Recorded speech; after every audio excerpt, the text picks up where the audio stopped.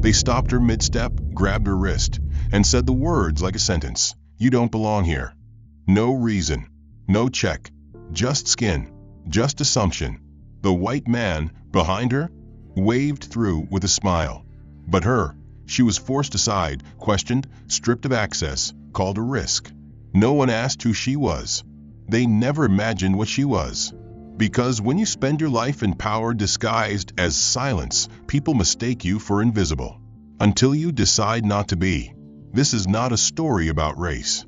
It's a story about what systems do when they think no one's watching, until the wrong person sees everything. And when that person holds the final signature on a $680 million contract, this isn't about a boarding pass anymore. It's about who gets to rewrite the rules. If you felt something, if your chest tightened just a little, don't scroll past. Tap subscribe, drop a comment. What moment shook you most? And where are you watching from? Tell us.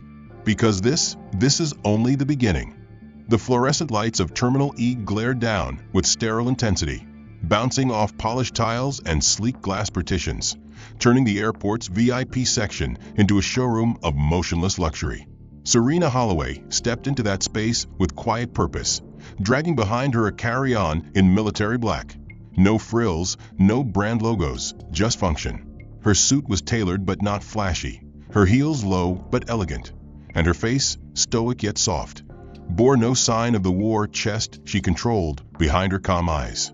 She had just returned from a logistics audit in Brussels, a 12-hour stint spent reviewing compliance protocols for airborne asset transport. Exhausted but never distracted, Serena was scheduled to fly out that morning on Orion Air, first class, aisle seat, non-stop to DC, to deliver final authorization for a billion-dollar military transport contract.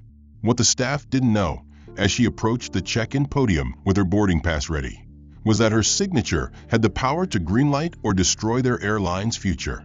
But they didn't ask. They didn't even look. Serena stood still for a moment, holding out her digital confirmation like a simple formality. No one took it. 3 agents in navy blazers were gathered near the back of the counter, heads tilted in toward one another like schoolgirls trading secrets. One of them, a tall blonde with a headset and aggressively arched brows, glanced briefly at Serena, then back to the others, whispering something that sparked a muted giggle. A second agent, eyes sharp but indifferent, rolled her neck lazily and busied herself rearranging the counter brochures without glancing in Serena's direction. Minutes passed. Serena didn't move. Years in the military had taught her the power of stillness, the weight of silence. She was used to waiting, but this was different. A tall white man in an Armani trench coat strolled in behind her. The agent with the headset turned her head sharply at the sound of his steps and smiled wide, teeth gleaming. "Good morning, Mr. Clark. Welcome back." She took his phone without asking, scanned it, handed him a warm towel, and offered sparkling water from a silver tray that hadn't been offered to Serena. Serena lowered her boarding pass. The man nodded politely at her as he passed, but his eyes lingered just long enough to register a question he wouldn't ask. She was used to that too. 10 minutes in, her presence remained unacknowledged. No one asked if she needed help. No one even offered her a seat. The front of the VIP check-in line had become an invisible wall, and she stood just outside it. Finally, a young intern, barely 20, cheeks flushed with nervous tension, stepped forward from behind the podium. He looked at Serena like he'd just been dared by the others. Excuse me, ma'am," he said, not quite meeting her eyes. "You might be in the wrong check-in area. If you're flying main cabin, the general line is over there." Serena blinked once. She raised her boarding pass and slowly tilted it forward. First class, priority code, government clearance. Her voice was even, but every word landed like a pin dropped in a silent room. The intern stuttered. "Right. Yeah, sorry. We weren't expecting," he didn't finish. Serena didn't offer him help. She didn't explain who she was, what her title meant, or what government seal was engraved on the steel badge in her inside pocket. She simply held his gaze long enough for him to flinch. He motioned toward a side area, 2 rows of standard chairs across from a vending machine. "You can wait there. and we'll call you when ready." Serena walked, not to comply, but to observe. As she passed the podium, the headset agent leaned in close to her colleague and muttered, "Some people really don't get how this works." They both laughed softly, but Serena heard it. She always did. She took a seat in the hard plastic chair. The vending machine behind her flickered, an old airport relic humming next to leather luggage meant for a different class of traveler. From where she sat, Serena had a clear view of the counter. She watched 4 other passengers get checked in with efficiency and warmth. None of them looked like her. She tapped her phone once, opening an encrypted message platform. She didn't type. Not yet. She waited, watched, measured. Because this wasn't unfamiliar. What was foreign was the boldness of it. The way indifference had evolved into a kind of confident ignorance. The assumption that someone like her could be dismissed without consequence. And that, she noted, was the most dangerous part. They believed there would be no consequence. A moment later, a bell chimed on the counter. A different agent, male, mid-30s, clean-shaven, leaned over and whispered something into the headset of the lead staff member. Her smile faded for half a second. Then, just as quickly, she straightened up and scanned the area. Her eyes landed on Serena. No apology, no nod, no acknowledgement. She tapped a tablet, mumbled, "We're ready for the next," and turned her attention back to her nails. Serena stood slowly and walked forward again. Her heels made no sound on the floor, but the energy shifted as she neared the podium. The intern scrambled to meet her. "I can help you now," he said quickly, trying to erase the earlier tone from his voice. "We've resolved the queue issue." She said nothing, just handed over her documents again, watched the screen blink green, and accepted the freshly printed pass without a word. As she turned to head toward security, one of the senior staff whispered to another, "Bet she used someone else's clearance." Serena paused for half a heartbeat, then kept walking. The walk from the check-in counter to the private security channel was brief, but Serena made it slowly, not because her feet were tired, but because her mind had shifted gears. She wasn't angry yet, but she was calculating. The kind of subtle hostility she had just endured wasn't new, but it was louder than usual today. Not overt, not loud enough to be called out, but obvious enough to be remembered. The kind of treatment that called itself just policy while wrapping itself in politeness like armor. She stepped into the velvet-roped lane marked First-Class Priority Government Access and flashed her newly printed boarding pass at the scanner. The machine blinked green, but before she could continue, a man in a slate gray vest and polished name tag stepped directly into her path. His smile was wide but hollow, and his tone was syrupy smooth. "MS. Holloway," he said, already implying a familiarity he hadn't earned. "We're conducting a new biometric verification process for our premium passengers today. It's a facial recognition scan, non-invasive and optional, of course, but you've been selected to help us evaluate its efficiency. It'll only take a moment." Serena tilted her head slightly, letting silence linger. She was not unaware of the implications of selected, nor the convenience of being the only one in the lane. A man 2 spots behind her, a tech executive by the look of his backpack and badge, was already being waved through without pause. Serena said nothing, simply nodded once, and followed the staffer through a side corridor. The walls were lined with framed posters showcasing Orion Air's commitment to modern security and inclusive innovation, mottos that now felt like stage props. They reached a small white booth with a mounted scanner and a sterile seat. The man gestured like a maitre d'. "Just a few seconds, MS. Holloway, look straight ahead." Serena sat, adjusted her posture, and stared at the black lens. A blue light flashed, followed by a soft chime. The screen read, "Scan complete processing." The staffer checked a tablet, frowned briefly, then covered the screen with his hand before Serena could glance. "All done," he said too quickly, and added, "There's a slight sync delay with our system, but it'll resolve itself shortly." She rose without comment. His smile remained, but it strained slightly now. "Thank you for your cooperation," he added, opening the booth door. Serena stepped back into the terminal, her steps deliberate. eyes scanning the passengers flowing effortlessly toward their gates. She reached for her phone to order a ground vehicle from the terminal's VIP fleet, standard protocol for government personnel on restricted contracts. The app loaded, circled, then froze. She refreshed. It blinked. Access denied, profile authorization required. She tried the backup government app. Same error. A soft but urgent hissing voice reached her from behind. "Excuse me, ma'am," said a junior associate wearing an Orion ID lanyard and oversized glasses, clearly new. "I think the system accidentally flagged your profile. Some of our scans trigger a verification lock if the data syncs out of order. It's probably nothing." He looked embarrassed but didn't offer help. Serena kept her voice flat. "What does that mean in terms of transportation?" He hesitated, then leaned slightly closer as if to avoid being overheard. "Honestly, I'd suggest calling a cab manually. Our internal ride service won't authorize a dispatch without full profile clearance, and, well, the override's above my pay grade." He gave her a helpless half-smile. "Sorry about that." She stared at him for a second too long, then looked away. She walked toward the nearest service kiosk, bypassing the luxury ride counter, now ignoring her, and stepped up to a public terminal. The machine recognized her name but displayed a red error box. "Account temporarily suspended. For assistance, contact support." She didn't. Instead, she stepped aside, pulled out her encrypted device, and reviewed her digital footprint. Her Orion Air Access profile, normally tagged with Government Platinum, Priority Override, was now marked Pending Biometric Match. That status wasn't just wrong, it was potentially illegal. The moment a government-verified profile gets manually altered without consent, it triggers a data trace. But no notification had come through. That meant someone had found a workaround. That meant someone had done it quietly. She looked around the terminal.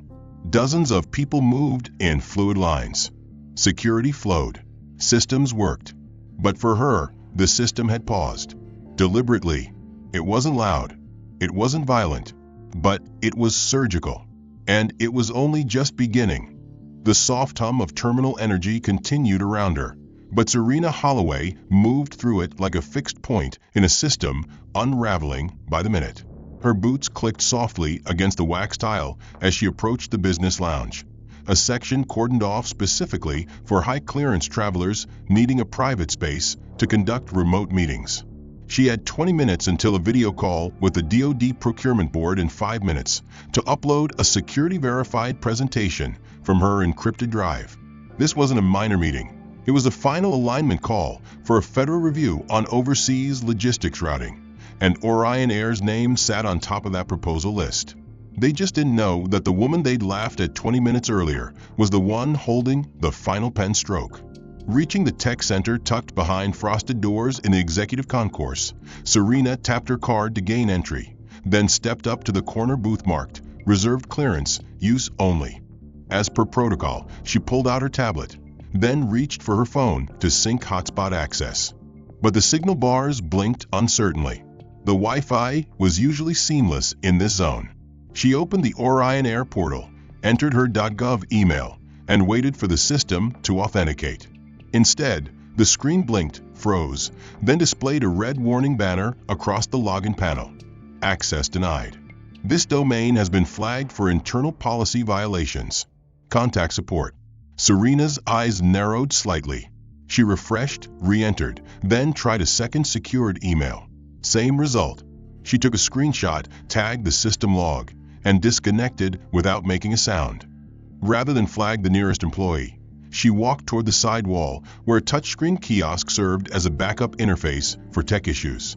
She tapped to begin a ticket, but the same red banner appeared again, only this time it read, "This account has been reported. Please exit the system and await further instruction." She didn't exit. Instead, she pulled out her secure device and opened a trace log. The email suppression wasn't random. It was routed through Orion's guest network firewall and linked to a user-generated flag, a manual report disguised as an automated filter. That meant someone inside the system had flagged her presence as inappropriate. Not hacked, not broken, just redirected. just enough to keep her isolated without triggering a red alert. She stood still for a moment, recalibrating. Then she returned to the work booth, inserted her security drive, and prepared to run the call through offline mode. The light above the booth blinked green as she entered, then dimmed unexpectedly. She closed the glass door behind her, and as she did, the overhead LED strip flickered and died. The ambient screen lit up briefly, then froze. The interior controls on the desk panel read, inactive. The temperature control cut out. Serena tapped the help button twice. Nothing. She opened the door, only to find it wouldn't budge. Locked from the outside. A mechanical issue? Unlikely. A few seconds later, a young man in a Navy Orion IT vest approached from a side panel. He looked into the booth, knocked once, then held up a hand to indicate he was calling support. Serena gestured toward the control panel. He nodded, typed something into his tablet, and frowned. A pause, then a shrug. He leaned closer to the small comm on the side wall. MS. Holloway? It looks like the booth's been locked due to a mismatch in access permissions. Serena replied through the intercom without emotion. Mismatch how? I've logged in via clearance badge. The system accepted me. The technician winced. Yes, ma'am, it did. But someone from terminal control manually tagged this booth as restricted and said the person inside may not be authorized staff. I have to confirm your credentials before I can override. Serena's expression didn't change. She reached into her coat pocket, pulled out her clearance card again, and held it to the glass. The technician scanned it. A long beep. His eyes widened slightly as the credentials populated on his tablet. She could see the rank on his screen, could see the department seal, could see the hesitation in his throat. Okay, he mumbled. This must be a system issue. One SEC while he didn't finish. Serena stepped back from the glass and crossed her arms, watching his fingers stumble through override protocols. After a moment, the booth unlocked with a mechanical clack. The door hissed open. She stepped out slowly. I'll need a copy of the flag report, she said flatly. The tech looked up. Sorry, the incident report. Who tagged the booth? When? What justification? He blinked. I don't think we usually, then escalate to someone who does, she cut in. He nodded and stepped aside, murmuring into his headset. As Serena walked past him, she caught the flash of another alert on his screen, a line of text she didn't need to read twice. Subject flagged for irregular usage pattern. Suggested surveillance status. Passive observation. She kept walking. She moved past the lounge, past the displays glowing with curated luxury, past the advertisements showcasing Orion's commitment to transparency and advanced AI assistance. What they didn't mention was that their AI seemed especially skilled at identifying irregularities that wore certain skin tones and kept their power silent. She reached the edge of the concourse and glanced at her phone again. No access, no restored connectivity, no updates, just a system frozen against her. And somewhere behind it, someone choosing to pretend that all of it was just coincidence. Serena Holloway's patience was not endless, just expertly rationed. After the failed Wi-Fi login, the locked booth, and the passive surveillance flag she caught on the technician screen, she knew the temperature had shifted. Not enough to raise alarms, just enough to make her presence feel like a clerical error in a perfectly designed space. She moved with restrained grace back toward the executive check-in counter, this time bypassing the digital interfaces altogether. If the system was pretending not to know her, she would remind it who programmed the rules in the first place. Approaching the reception kiosk with calm authority, she pulled up her secure email thread from the Office of Defense Logistics and scrolled to the line that read, Booking confirmed for Serena Holloway, First Class, 4A access level. Clearance priority. Lounge room 2A, 9 a.m. holding slot. She held the screen toward the desk agent, a red-headed woman in a powder blue blazer whose nameplate read, Tiffany, Guest Experience Supervisor. Tiffany glanced up from her screen with a preloaded smile, the kind trained to charm and dismiss in equal measure. How can I help you, ma'am? Serena offered the device without speaking. Tiffany leaned forward, eyes scanning the subject line, then paused, tilting her head. "Ah," she said with a light chuckle. "So this is an email confirmation for your reservation?" Serena's eyes didn't blink. "Correct. From the Department of Defense. Linked to a federal carrier partnership agreement your airline signed last fiscal quarter." Tiffany's smile didn't fade, but something behind her eyes hardened. "I see. Unfortunately, our system doesn't officially recognize external emails from unverifiable domains, especially .gov. We've had phishing attempts recently, so we're instructed not to process confirmations without internal validation." Serena replied, "You're refusing to acknowledge documentation directly issued from the U.S. government." Tiffany maintained her tone. "It's not personal. It's just protocol. If you can provide a secondary verification from inside our booking network, we'd be happy to assist." Serena exhaled, short and quiet. "Your booking network receives encrypted clearance access from the Joint Logistics Authority. You either see the booking on your end or someone's actively filtering it." Tiffany looked vaguely offended, but before she could speak again, her screen lit up with a small icon, an internal message. She glanced at it, then looked past Serena's shoulder briefly. "One moment," she said, and stepped away. Serena waited. Less than 60 seconds later, a tall man in a slim black suit emerged from the operations hallway. His ID tag wasn't visible, but the earpiece and the hurried gait suggested middle management dressed like security. He stopped a few feet away and tapped his tablet. Serena caught the movement of his thumb as he swiped through profiles. His eyes narrowed as he paused on hers. "MS. Holloway?" he asked. She nodded. "You've been flagged for system review," he said, in a tone that tried too hard to sound casual. "It's probably nothing, but there's been an anomaly in the access logs connected to your account. We're running diagnostics to resolve it. In the meantime, we've restricted access to first-class lounges until further verification is complete." Serena arched her brow. "Verification of what?" "Of credential legitimacy," he said quickly, then added, "We've had reports of spoofed travel identities tied to government credentials, so we're taking extra care today." He gave a thin smile. "I'm sure you understand." Serena didn't smile back. Instead, she asked, "What triggered the review?"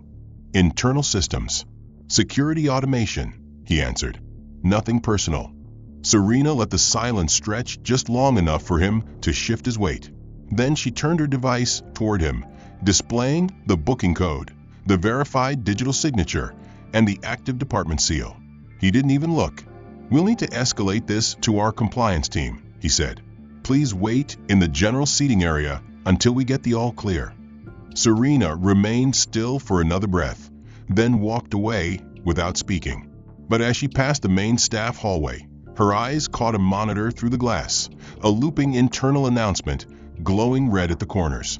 In bold white text, it read, "Security Alert Level 2. Subject, Holloway Serena. Potential breach of protocol. Passenger may be impersonating a government credential holder. Visual attached."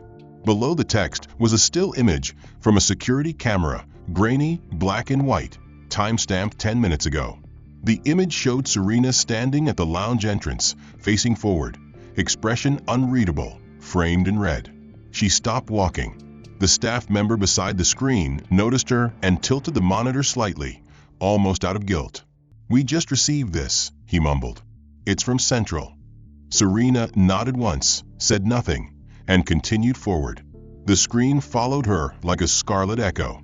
Serena Holloway walked away from the glowing monitor that now broadcasted her as a threat to every passing employee, her steps unfaltering, her face unreadable. She didn't panic. Panic was for people who were surprised. Serena, unfortunately, was not.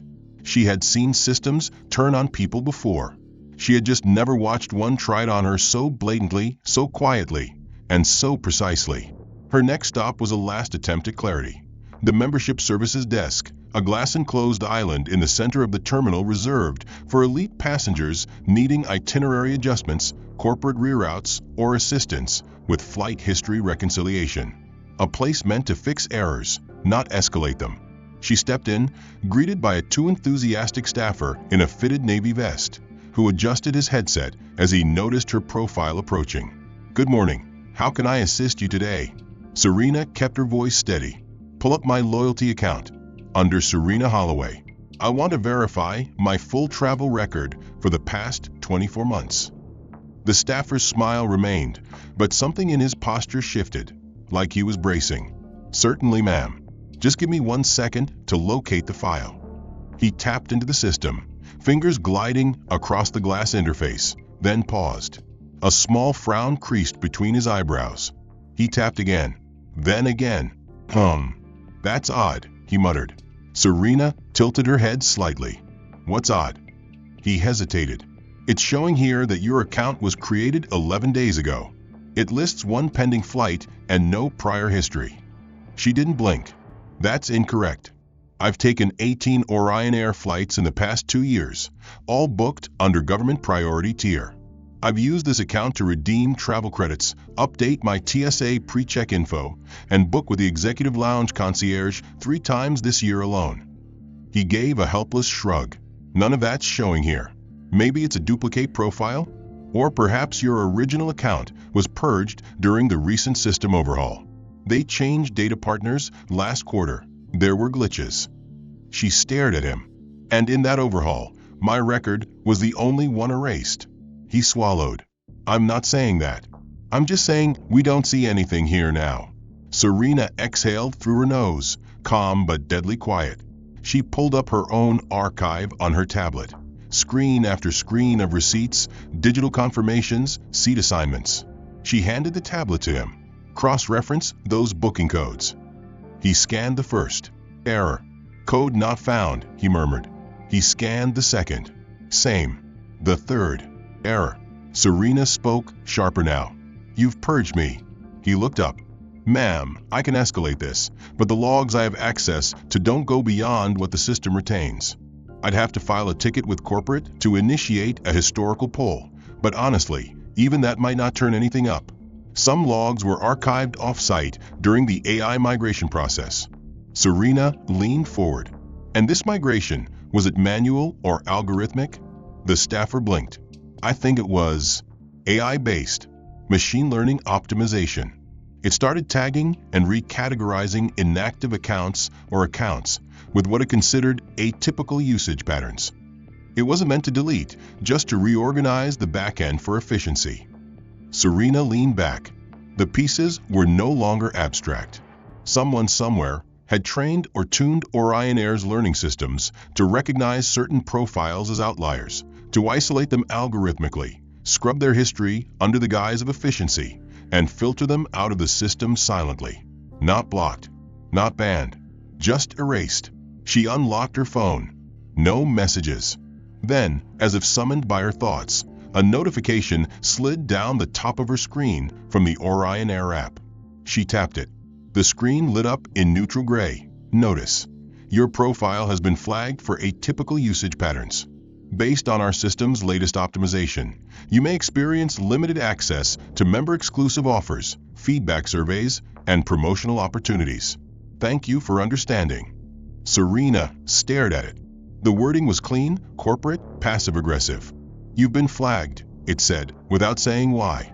"You'll be excluded," it meant, without telling anyone directly.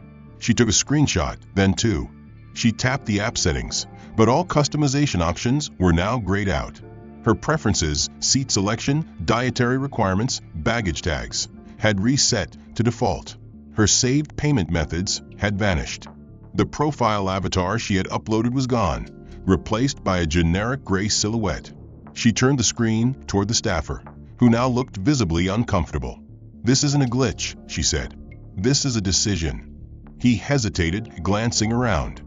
"I can try calling the backend team, but they don't always respond quickly, especially when the system's flagged a profile. Sometimes it locks their override permissions too. So they're locked out of fixing what the system breaks." "Sometimes, yeah," he said, voice small. "It's all automated now. They say it's safer that way." Serena turned away, no longer interested in conversation. The problem wasn't just automation, it was insulation. The system had been built to be unaccountable, not by accident. She stepped out of the glass enclosure, re-entering the terminal as more passengers passed freely around her. A couple with matching briefcases breezed through security with biometric verification. A man with a dog in a designer tote sipped a mimosa in the lounge. Serena moved toward the panoramic windows overlooking the tarmac, her phone still open in her hand. The push notification pulsed softly at the top of her screen, like a brand on a digital collar. Atypical usage. That was the label now. Not suspicious, not flagged for misconduct. Just different. Enough to be filtered. Enough to be forgotten. Serena Holloway sat near the frosted glass divider at the far end of the premium lounge, her profile muted in the reflection behind her. She chose a seat away from the espresso bar and the leather recliners filled with executives clutching titanium laptops and murmuring into noise-canceling headsets. She didn't belong to their conversations, but she belonged to the room, at least technically. But that technicality was wearing thin. Her presence, though silent, radiated the kind of tension that even the most self-absorbed travelers felt in their periphery. She had become an interruption simply by existing where she was expected not to be. The Orion Air app still blinked the same passive warning in her phone. You have been flagged for atypical usage. And the network still refused to recognize her travel history, her identity, or her value. She had sent 3 encrypted messages through her backup channel since the last incident, none of which had been answered. Not yet. She wasn't panicking, but she was no longer waiting. She was documenting every alert, every dismissal, every layer of digital resistance. Because if there was one thing more powerful than access, it was proof.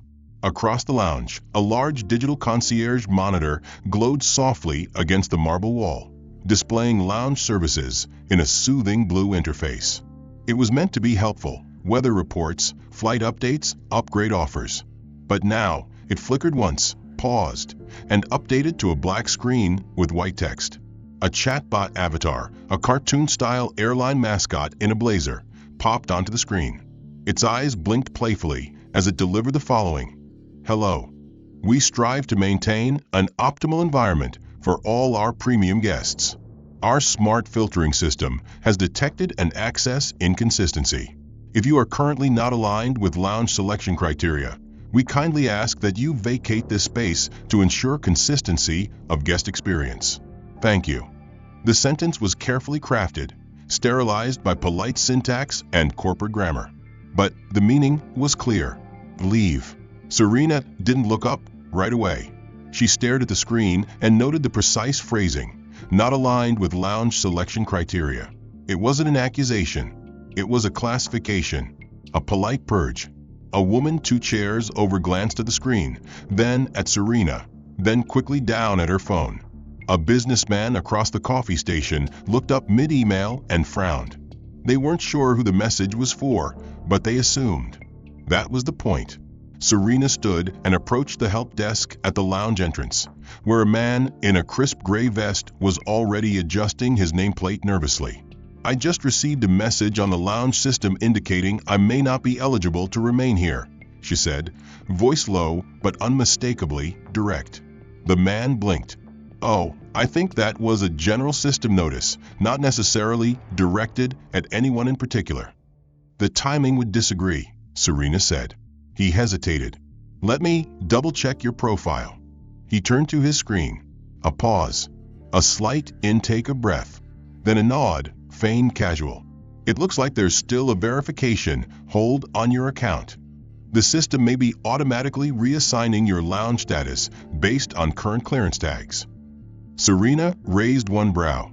So the system is removing people from spaces they've already paid to access, based on tags they didn't trigger, without explanation. It's not personal, he said again. That phrase had become their shield. It's automation. She turned without responding and returned to her seat.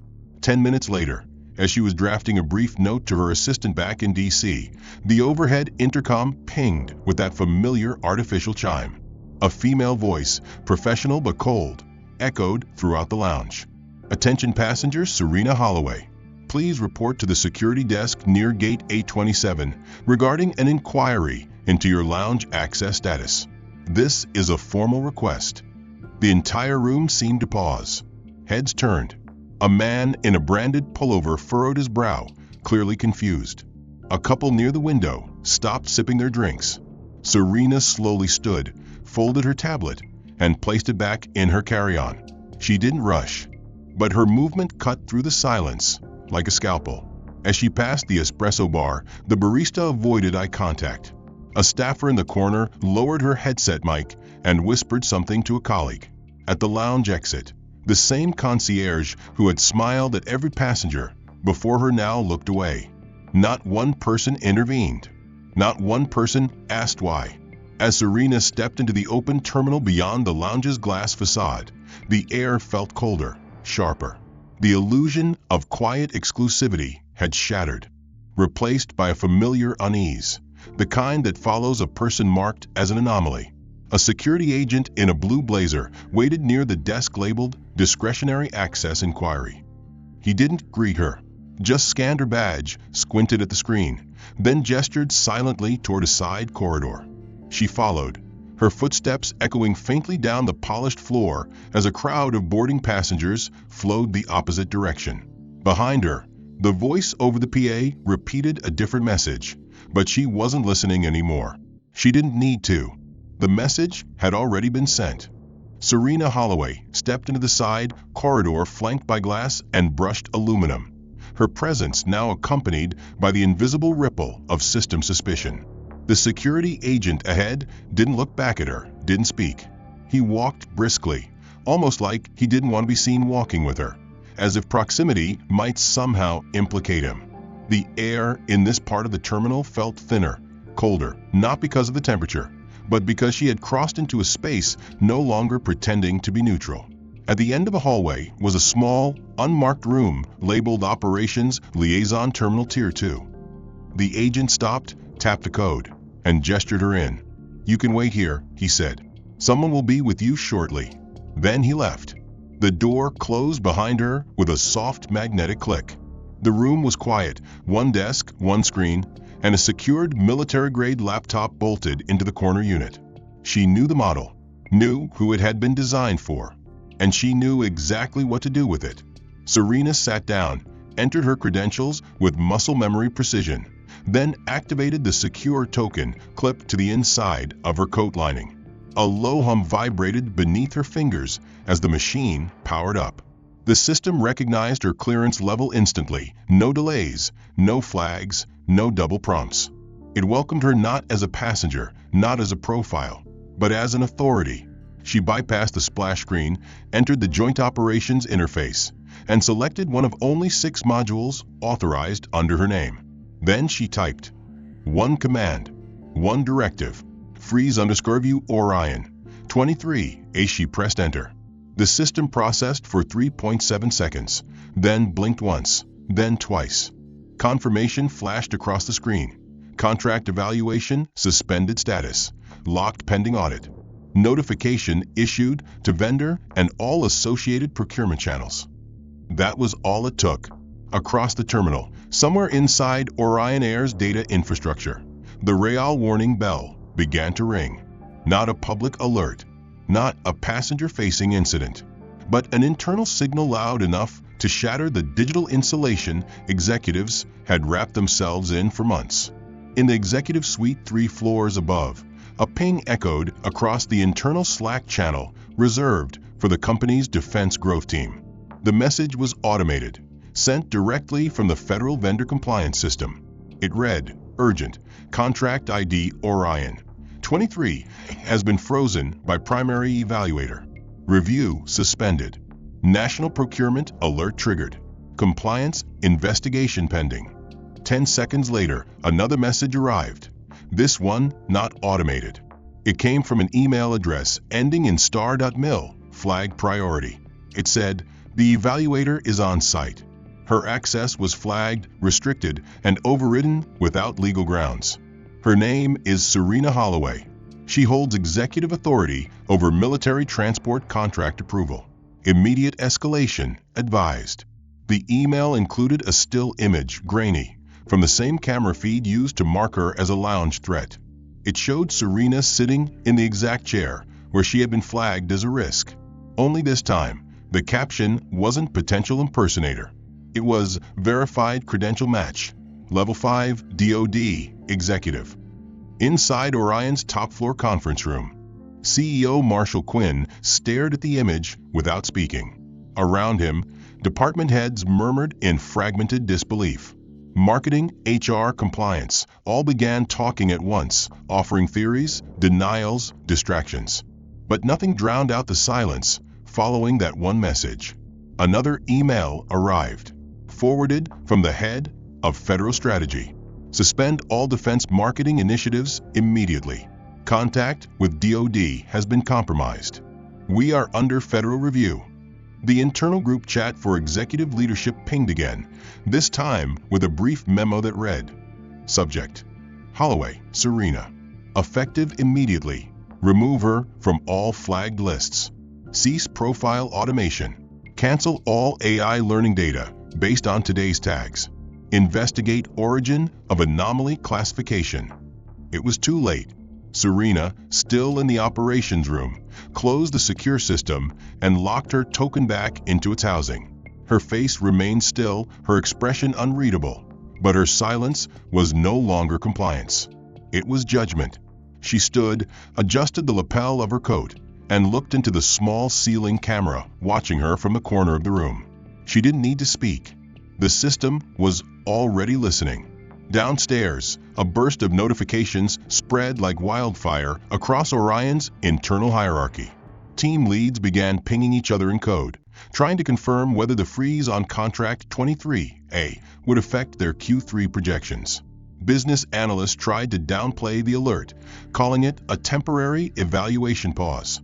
But the sales engineering team saw the red flag on the procurement dashboard and knew better. Serena left the room. She re-entered the main concourse. But the energy had shifted. Not for the public. Not yet. But the employees? They had begun to whisper. One woman in a headset stopped mid-call when Serena walked past, her eyes wide with recognition. A floor manager typed something quickly into her tablet, then looked up nervously when Serena caught her staring. Security didn't stop her this time. Serena moved toward the central display screen, where dozens of flights scrolled across backlit panels. Her own was still listed as on time, but she wasn't watching the board. She was watching the system catch up to its mistake. The notification cascade was no longer contained. In less than 15 minutes, the contract freeze initiated by Serena Holloway had set off a digital domino effect through every corridor of Orion Air's government relations, legal risk, and executive operations. At exactly 11:03 a.m., an inbound call was received by Marshall Quinn's direct line, his personal secured desk phone, the one reserved only for classified conversations or federal coordination. The name on the caller ID read DoD Liaison Office, Pent SEC Clearance. He answered on the first ring. "This is Quinn," he said, tone clipped and suddenly humble. The voice that responded belonged to Eleanor Reyes, Senior Strategic Assistant to the Deputy Secretary of Defense, and someone Quinn had spoken to on multiple occasions with rehearsed charm and measured confidence. "Not today, Mr. Quinn," Reyes began, her voice calm but loaded. "We are formally notifying you that your company has been found to have denied physical and digital access to a Credential Department of Defense representative currently listed on Tier 1 procurement review." Quinn opened his mouth, but she continued, "You did not just inconvenience a high-clearance passenger. You interfered with one of only 3 individuals in the country authorized to sign off on strategic transport contracts under the Defense Mobility Act." Her words landed without pause. MS.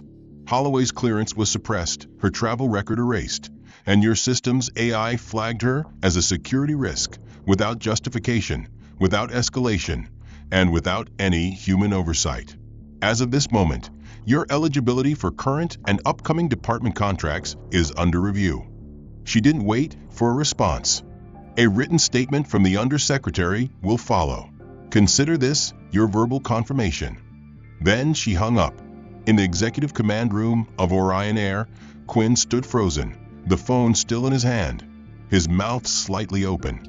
Around him, executives who had just finished discussing containment options fell silent as he relayed the content of the call. The air in the room changed, not tense, not uncertain, but fearful. There are moments when a company realizes its structure is not under attack from outside, but is collapsing from a decision it didn't even know it made. 3 minutes after the call, the next fracture came not from Washington, but from within. An internal email surfaced, forwarded to an entire cross-departmental chain by mistake, then screenshotted, then leaked.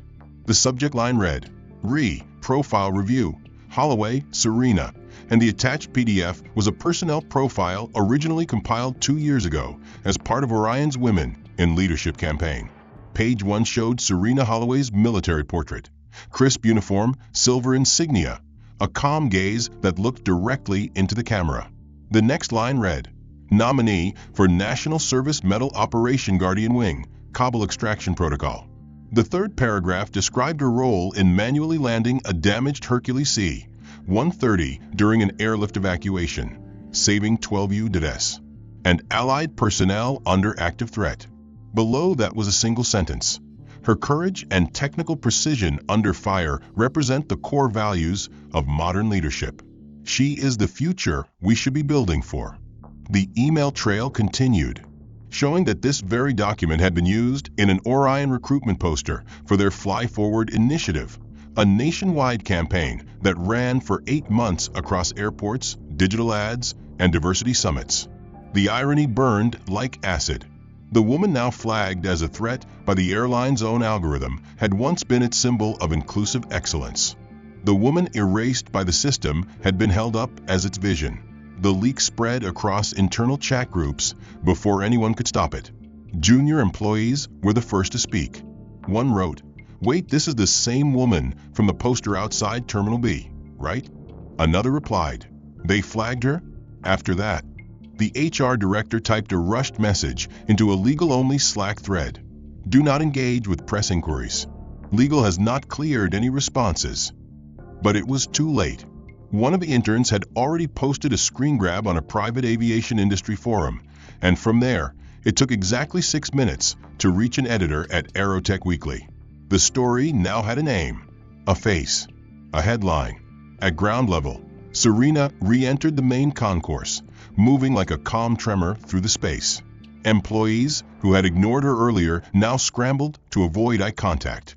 One agent picked up a walkie and muttered something quietly before turning his back. But Serena didn't need anyone to speak.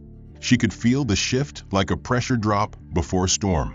The system had started to realize it had tripped its own failsafe, that it hadn't silenced a problem. It had tried to erase the wrong person. The first public ripple came not from a media source, but from a federal database ping visible only to registered contractors. A red label now blinked next to Orion Air's vendor status, under contract integrity review pending. Every other company in their tier saw the tag. That tag meant lost confidence, lost funding. It meant the beginning of a fall. Upstairs, the CEO's office sat under an eerie hush. On the screen in front of him was the original campaign image of Serena, now magnified, with the tagline, "Lead from the front."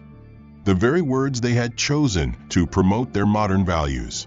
And now, that face had become the trigger of a slow, catastrophic chain reaction they couldn't stop. The fallout wasn't dramatic at first, it was clinical. It began with access logs being pulled by federal compliance agents, then mirrored by Orion Air's internal risk and audit teams who had been suspiciously quiet until the DoD letter hit their inboxes. That letter, marked with the department seal and a signature from the Deputy Secretary herself, contained no preamble and no space for interpretation. It stated plainly that the Department of Defense was terminating all strategic partnership contracts with Orion Air effective immediately, totaling $680 million across 6 fiscal quarters, citing irrecoverable breach of vetting integrity, discriminatory automation practices, and failure to maintain access compliance protocols for federally credentialed personnel. The contract cancellation wasn't just punitive, it was contagious. In the 2 hours that followed, 3 other federal agencies issued hold notices on Orion-associated logistics accounts, triggering audit cascades across systems previously thought secure. But the real blow came not from Washington, but from within Orion's own command structure. When the audit revealed the source of the AI profile suppression that had reclassified Serena Holloway from first class, clearance level, to anomalous behavior flagged. The AI wasn't malicious. It was obedient.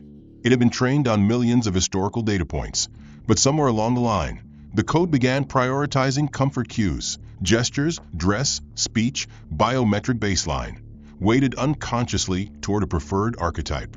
The CTO, Leonard Farrow, had signed off on the latest machine learning update only 2 months earlier, lauding its ability to preemptively address potential profile conflicts. His LinkedIn post had called it a revolution in proactive passenger experience management.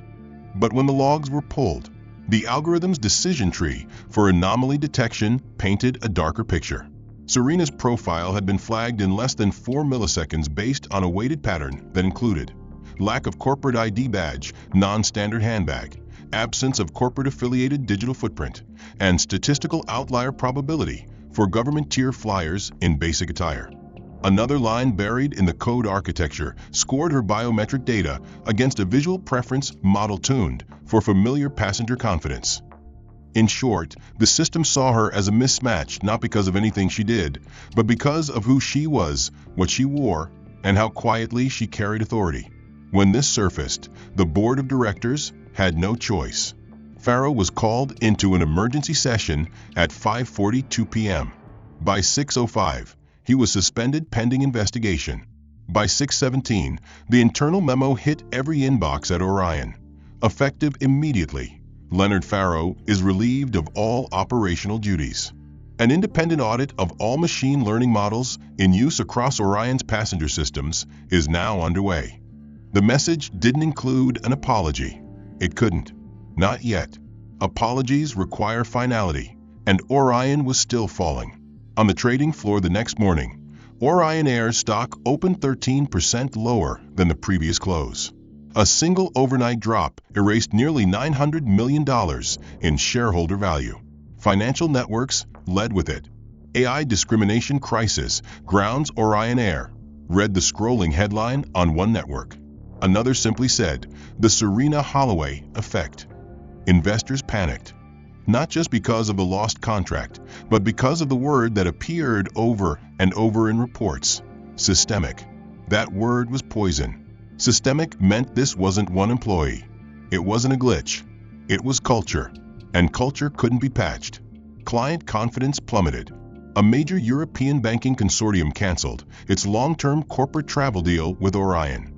A West Coast University consortium demanded a full copy of AI training datasets used in gate assignment and lounge access algorithms, citing civil rights concerns.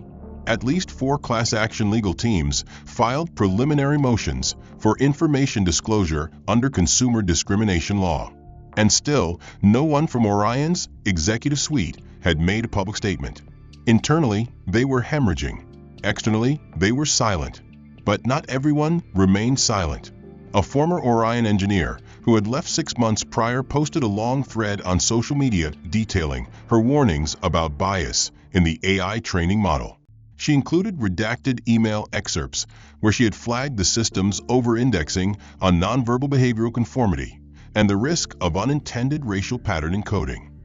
One of her posts went viral in under an hour. The damage was no longer a matter of speculation. It was documented, validated, shared, public. Meanwhile, Serena Holloway had not issued a statement. She hadn't spoken to press. She hadn't appeared on camera. But her name was everywhere. In some circles, she was called the quiet whistle, a symbol of silent refusal and digital resilience. In others, she was described in more clinical terms, the catalyst for an industry reckoning. But Serena didn't need to define herself. The system had tried and failed to rewrite her. Now it was rewriting itself in response. The hearing room was colder than it looked on camera, lined with polished mahogany and high-back chairs that hadn't changed style in 2 generations. The seal of the United States Congress hung above the committee, and behind the microphone at the center table sat Marshall Quinn, CEO of Orion Air, hands folded, face taut, collar just slightly too tight around his neck. Before him sat half a dozen lawmakers, two data ethics experts, a Department of Transportation compliance officer, and one sharp-eyed congresswoman who had already made it clear she wasn't here for soft answers. The session was titled, Bias in the Machine. Can Technology Learn Prejudice? And the star exhibit was a 2-minute clip from the Orion terminal. It showed Serena Holloway, time-stamped and silent, being flagged, rerouted, and stopped by layers of algorithmic gates. A simple boarding pass scan, a blinking red, a system freeze, a denial, again. The room watched in silence as the footage ended. The congresswoman leaned forward. "Mr. Quinn," she said, voice like tempered steel, "do you recognize the person in that video?" Quinn cleared his throat. "Yes, Congresswoman. That is MS. Serena Holloway. Do you recognize her position? She is a senior evaluator within the Department of Defense. Did your company's system correctly identify her?" He hesitated. "No, ma'am. It did not." "Did it remove her access? Reassign her seat? Freeze her travel profile?" "Yes." "Based on what criteria?" Another pause. "A combination of machine learning logic built into our AI's behavioral conformity matrix." Translation. Her data points deviated from the AI's preferred passenger profile, which means it made a decision based on surface-level attributes, what she wore, how she walked, nonverbal metrics. Factors we now understand to be deeply biased, the Congresswoman finished for him. Quinn nodded slowly. "Yes." The next slide wasn't footage. It was a still frame from a marketing campaign.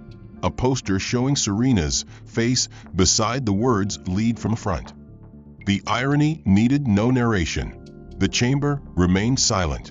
When the floor opened for statements, the most powerful moment came not from a politician, but from a witness seated behind the ethics panel, a software engineer named Myra Lynn, formerly of Orion's data lab. She spoke softly but clearly. "When we feed systems the past, they repeat it. When we train them on silence, they enforce it. AI didn't invent this bias, it learned it from us. It simply had no conscience to stop." Outside the hearing, the story became more than a scandal. It became a reckoning. Airlines, tech firms, government agencies, all began re-examining their own digital infrastructure. New oversight committees were proposed. Contracts were rewritten to mandate transparency in algorithmic filtering. And for the first time in the industry's history, AI compliance officers were made mandatory for all federal transportation vendors. The system had flinched, and now it had to blink. But Serena Holloway didn't stay for the hearing. She didn't need to. She had already done what she came to do, not by force, but by standing, by enduring, by being undeniable. Weeks later, her official statement to the press was measured, no theatrics. "This wasn't about me," it read. "It was about what systems do to people when no one's watching, and what happens when someone finally does." The next time Serena returned to the airport, she flew commercial. Not out of necessity, but choice. She selected a different airline, one still under review, but without the history. Her steps were as silent as before, her expression calm. The difference this time was in the air. The stares were different now. Less questioning, more recognizing. But she ignored them. She never wanted recognition, just change. As she approached the boarding gate, a young employee in a neatly pressed uniform stepped out from behind the kiosk. She looked nervous, early 20s, skin-warm brown, eyes wide with something between awe and determination. "MS. Holloway?" she asked, voice barely above a whisper. Serena turned. The girl leaned closer. "I used to work in this industry," she said, "but I left because I never thought someone who looked like me could actually stay and be seen." She glanced around. "But after what you did, I'm back. Because now I know we're allowed to belong here too." Serena looked at her for a long moment, then gave the smallest of smiles. "Don't come back to be allowed," she said quietly. "Come back to make sure the system has to." The boarding call chimed. Serena turned, handed over her ticket, and walked down the jet bridge, not as a symbol, not as a threat, not as an exception, just as a passenger reclaiming space. If this story made you stop and think, even for a moment, Consider subscribing for more narratives that challenge the systems we often take for granted. Which moment hit you the hardest? Was it the silence, the erasure, or the turning point? And where in the world are you watching from right now? Drop a comment. We'd love to hear your take.